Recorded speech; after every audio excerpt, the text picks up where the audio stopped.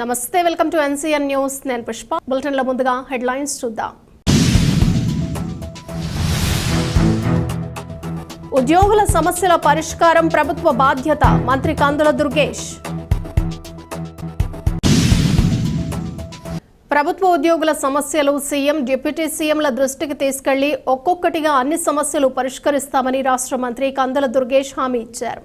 Vijayawada SS convention హాల్లో ఆంధ్రప్రదేశ్ ప్రభుత్వ ఉద్యోగుల సంఘం ఆధ్వర్యంలో నిర్వహించిన రాష్ట్ర కౌన్సిల్ మహాసభలో మంత్రి కందుల దుర్గేష్ ముఖ్య అతిథిగా పాల్గొని మాట్లాడారు. గత ప్రభుత్వంలో ప్రభుత్వ ఉద్యోగులు తాము చేసిన పనికి ఏ రోజు జీతం వస్తుందో తెలియని పరిస్థితి నుండి కూటమి ప్రభుత్వంలో 1వ తేదీనే జీతాలు అందించే పరిస్థితికి తీసుకువచ్చామన్నారు. ఉద్యోగస్తులు కోరుకుంటున్నట్టుగా ప్రతి నెల 1వ తేదీనే జీతం అందేలా చట్టబద్ధమైన ప్రక్రియకు చర్యలు తీసుకుంటామన్నారు.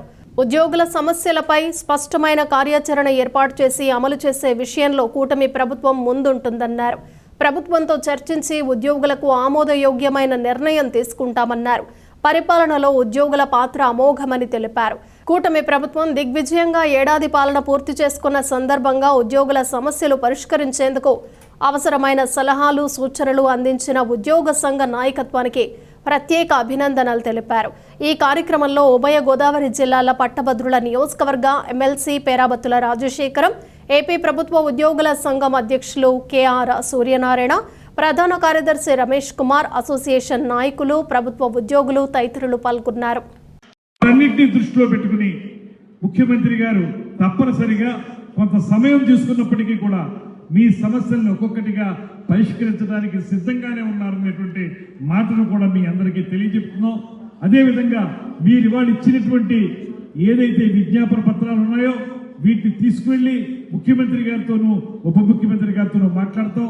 కాకపోతే మిమ్మల్ని అందరినీ మేము కోరేది ఒకటే, కొంత సమయం ఇవ్వండి. ఇంకా ఆర్థిక పరమైనటువంటి ఇబ్బందుల నుంచి బయటపడలేదు, ఖజానా ఖాళీ అయిపోయింది. పూర్తిగా మనం ఇవాళ డే టు డే అఫైర్స్కి సంబంధించి మీకు జీతాలు ఇవ్వాలన్నా ఇవాళ మీరు ఒకటైతే చెప్పగలరు, ఆ ప్రభుత్వంలో ఏ రోజు జీతం వస్తుందో మనకు తెలియని పరిస్థితి మనం చూసాం. కానీ ఇవాళ ఈ ప్రభుత్వంలో ఖచ్చితంగా 1వ తారీఖుకి జీతం ఇచ్చేటువంటి పరిస్థితిని అయితే అప్పు చేసామో ఇంకోటి చేసామో చేసి మీకు అందించేటువంటి కార్యక్రమాన్ని మాత్రం ఈ ప్రభుత్వం చేపడుతుంది.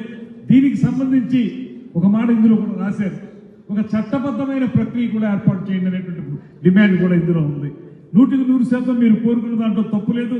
నెల పొడుగునా పనిచేసి నెలాఖరికల్లా రేపు 3వ తారీఖు వస్తుంది, మాకు జీతం వస్తుంది, జీతం వస్తే ఇంటిని గడుపుకోవడానికి మాకు అవకాశం దొరుకుతున్న ఆశతో ఎదురు చూసేటువంటి ఉద్యోగస్తులు అనేక మంది ఉంటారు.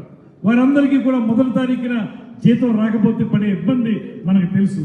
ఇంటి కట్టాలి, లేకపోతే ఈఎంఐలు కట్ అవుతాయి, అదేవిధంగా పాలవాడికి కూరగాయల వాడికి అందరికీ డబ్బులు ఇచ్చుకోవాలి. ఇలాంటి పరిస్థితుల్లో ఒక చట్టబద్ధమైనటువంటి కార్యక్రమాన్ని తీసుకొచ్చి ప్రతి నెల 1వ తారీఖుకి మీకు జీతాలు ఇచ్చే కార్యక్రమం ఏర్పాటు చేయాలనేటువంటి మీ డిమాండ్ ఏదైతే ఉందో 100కి 100 అది న్యాయసమ్మతమైంది అనేటువంటి మాటను కూడా ఈ సందర్భంగా నేను తెలియజేస్తూ, ఇంకా ఈ విషయాలన్నీ కూడా చర్చించడానికి తప్పనిసరిగా ముఖ్యమంత్రి గారితోనూ ఉప ముఖ్యమంత్రి గారితోనూ మేము రాజశేఖర్ గారు కానీ నేను కానీ అదేవిధంగా మా కూటమిలో మరో మంత్రి అయినటువంటి సత్యకుమార్ గారు కానీ అచ్చెన్నాయుడు గారు కానీ ముందు మేము మాట్లాడుకుని ఏదైతే మన సూర్యనారాయణ గారు చెప్పిన విధంగా మేము మాట్లాడి ఆ తర్వాత ముఖ్యమంత్రి గారి దగ్గర కూడా తీసుకువెళ్ళి వీటికి ఒక టైం బౌండ్ ప్రోగ్రామ్ ఏర్పాటు చేసుకుందాం అనేటువంటి మాట కూడా చెప్తాం.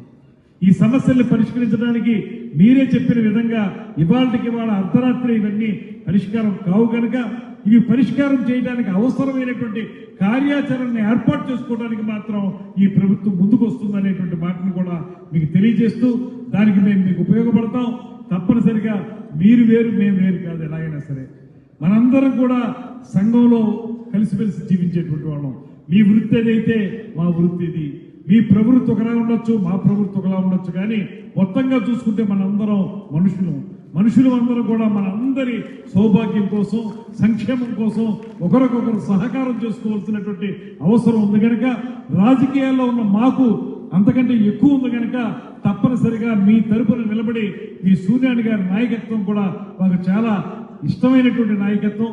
తప్పనిసరిగా మీ అందరి తరపున కూడా మేము మాట్లాడి ప్రభుత్వంతో మాట్లాడి ఒక ఆమోదయోగ్యమైనటువంటి పరిష్కారాన్ని తీసుకురావడానికి ఒక ప్రయత్నం చేస్తామనేటువంటి మాటని మరొక మారు తెలియజేసుకుంటూ ఇంత కష్టమైనప్పటికీ కూడా శ్రీ సూర్యనారాయణ గారు చేస్తున్నటువంటి ఈ న్యాయ పోరాటం కానివ్వండి, లైఫ్ థ్రెట్ వచ్చినప్పుడు కూడా దాని నుంచి అధిగమించి మీ తరపున నిలబడడం కానీ ఆయనకు మీ ప్రత్యేకమైనటువంటి అభినందనలు మీ తరపున కూడా తెలియజేస్తూ, ఇలాంటి నాయకత్వంలో ఖచ్చితంగా మీ సమస్యలు పరిష్కరించబడతాయనేటువంటి నమ్మకాన్ని కూడా తెలియజేసుకుంటూ సెలవు తీసుకుంటాను. నమస్కారం.